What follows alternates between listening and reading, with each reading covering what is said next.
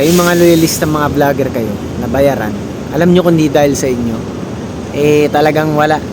Negative 100 na siguro ang bulok na administrasyong to. Pero dahil sa inyo, dahil sa mga paninira nyo sa mga Duterte, dahil sa mga fake news nyo, kahit papano nagkakaroon pa rin ng negative 13, negative 15, ha? Yang si BBM.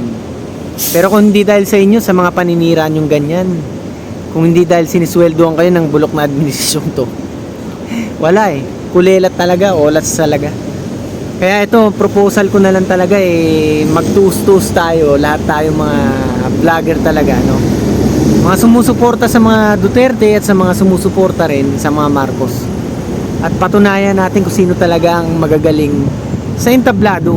Patunayan natin kung sino ang matatapang sa boxing ring. Gusto kong tawagin ang atensyon nito si Mr. MG, no? O si Mr. Maka GAGO. Ayan. Ito kasi nag-organize dati ng Battle of YouTubers. Pero ngayon palagay ko mas magiging malaking event to dahil proposal ko bukod sa may pay-per-view tayo dyan na makukuha, no? Napakalaki niyan, ilang milyon yan. Pero gusto ko i-donate na lang sa mga nasalantalang lindol dyan sa Mindanao. Kung lahat ng mga influencers and content creators, no, mga political vloggers magsasama-sama, no, for a good cause to. Kumbaga, yung galit natin sa isa't isa, tayo mga loyalista vloggers at DDS vloggers, magiging maganda ang kakahinat na nito once and for all dahil may tutulong natin ang proceeds dun sa mga nasalantangan na lindol. So gusto ko, proposal ko dalawang klase. May debate, meron ding boxing. Noon dati boxing lang ang inorganize itong si Sir MG. Pero ngayon gusto ko may debate rin. Yung maayos na debate hindi itong parang debate ni Mark Alfred, ni Lolo Alfred na dinadaan sa lakas ng boses. Kailangan merong MC o yung may mamagitan, may magbabato ng tanong at merong time limit para sumagot. Walang entrada, walang sasapat. Yan ang talagang debate. Tapos sa kabilang banda sa boxing naman, kailangan talaga professional na sa boxing ring. Hindi professional na kailangan pa natin kumuha ng lisensya. Pero gusto ko yung kung pwede nga may pustahan di ba? Kahit ilang milyon pa yan Pero maganda kasi kung ang gagawin natin may referee. Talagang nasa loob ng venue na boxing ring para walang unsi ang magaganap. At talagang walang safety issue, di ba?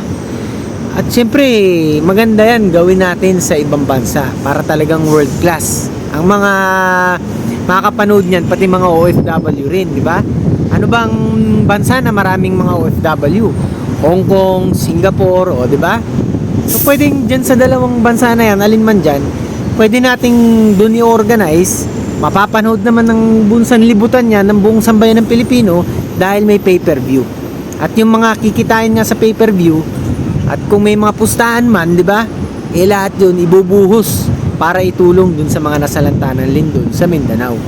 So again, Mr. MG, Mr. Maka GAGO, kailangan ka namin ngayon para mag-organize ng ganitong klaseng event.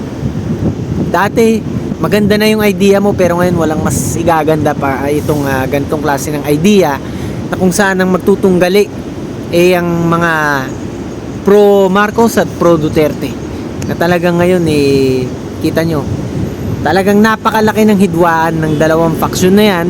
Nagbabangayan kahit sa social media.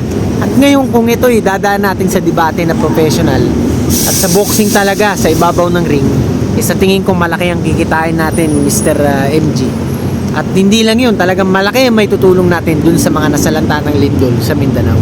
So Sir MG, sana mapansin mo itong video na to, palike and share at pakitag itong si Mr. MG para makonsider niya itong proposal ko. So yan, hanggang dito muna tayo mga Kanoypi. At lagi ko kayo re-remind na lagi kayong maging makabayan nang sa ganun, maging Singapore din one day ang Pilipinas. Hanggang sa muli, ang inyong pinakasiga sa mga siga, Tigasing Noypi. Naman sa mga tulong. Mga tulong na ibinibigay natin, walang trabaho ngayon. Trabaho? Doon sa nakita Saan nga? natin. Saan? Maano? Masama tayo sa... Ba't kami masasama dyan? Ikaw lang. Ano?